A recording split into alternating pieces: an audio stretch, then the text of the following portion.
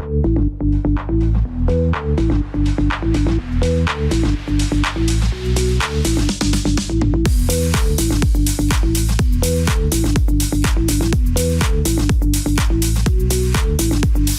everyone, this is Isabel. I'm at the Mplify Global NaaS event in Dallas, and today I'm joined by the one and only Kevin Vachon. He's the COO of Mplify. Kevin, welcome to my hot seat yet again. Isabel, happy to have you again here with us. Great to be here. Thank you for having me. So you recently rebranded your organization from MEF Forum to Mplify, which is an amazing brand, by the way. What brought this on? Yeah, well, the full name is Mplify Alliance. I think MEF has such a long history over, decades of having developed standards specifically around Metro and Carrier Ethernet.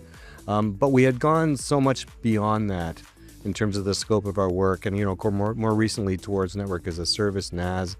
And we felt that there was just a bit too much association with our legacy with MEF. We really felt it was time to pick a name which better represented the scope of work that we've undertaken and the value we're bringing to the industry.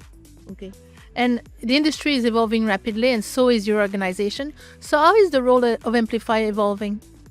Well, I think, we started our pivot to NaaS a couple of years ago. We're actually at this GNE event a couple of years ago, and that's just really continuing, right? We continue to align our work plans to NaaS. Now, I will say that there's really been a tremendous acceleration, and it's the theme here of AI for NaaS. So NaaS was moving at a nice pace in terms of adoption, and now we're seeing this dramatic accelerator because NaaS is seeing as the network supply chain for AI.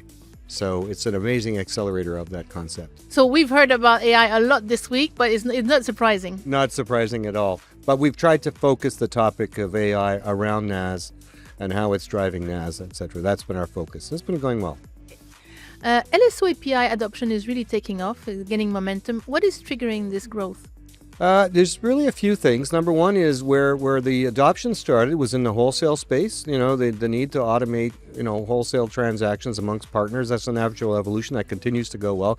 We've got about 170 companies in our adoption lifecycle, largely in that space. Secondly, the growth in network as a service. If you think about it, you're going to deliver networking as a service. When you're out of footprint, you have out of footprint requirements. You have to bring them and you have to automate those. So you need APIs. So you want to use standard APIs. We had our Enterprise Leadership Council issue a manifesto calling for service providers to implement Mplify LSO APIs because their digital transformation requirements are, demanding automation between themselves and the service providers. So you look at the wholesale space where it started, NaaS driven, pushing right out to the enterprise.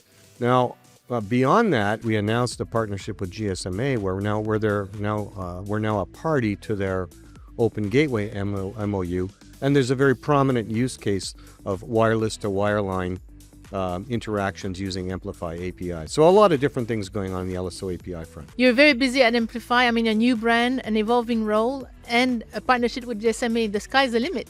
Yeah, the timing is good because it's the end of 2025, so we're going into 2026, hitting the ground running, and we're just super excited about it. Okay. Congratulations for the amazing new brand, and thank you for a great interview as always. Awesome. Well, thanks for being here. Take care. Everyone, thank you for watching, and until my next hot shot.